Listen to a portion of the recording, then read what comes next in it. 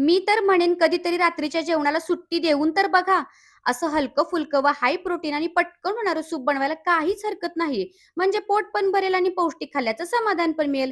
त्यासाठी काय करायचं, कुकर गॅसवरती ठेवायचा, त्याच्यामध्ये थोडंसं तेल घालायचं. तेल गरम झालं की जिऱ्याची फोडणी द्यायची. बारीक चिरलेला कांदा आणि टोमॅटो 1 मिनिटभर परतून घ्यायचा. लसूण आल्याची पेस्टही परतून घ्यायची. त्यानंतर काळं तिखट, तांबडं तिखट, हळद, हिंग आणि 1 चमचा सांबर मसाला घालून परतून घ्यायचा. सांबर मसाल्यामुळे ह्या सूपला खूप छान चव येते. त्यानंतर भिजवलेली मुगाची डाळ घालायची, तीही परतून घ्यायची. एक 10 मिनिटापूर्वी मी हे सोयाबीन भिजत ठेवले होते, तेही त्याच्यामध्ये घालायचे आणि अलटी-पलटी करून घ्यायचे.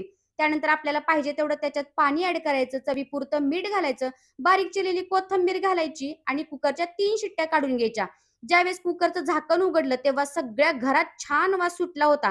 पटकन एका बाउलमध्ये सूप काढलं, त्यात थोडंसं तूप आणि कोथिंबीर घातली आणि जेव्हा मुलीला खायला दिलं, तेव्हा ती मला म्हणाली, "हे सूप चवीला खूप भारी झालं होतं. आठवड्यातून 3 वेळा नक्की बनवत जा." डाएट व वजन कमी करणाऱ्यांनी तर हे सोयाबीन व मूग डाळीचे सूप नक्की करून प्यायला पाहिजे. काय मग सबस्क्राईब करा आणि तुम्ही पण बनवायला घ्या.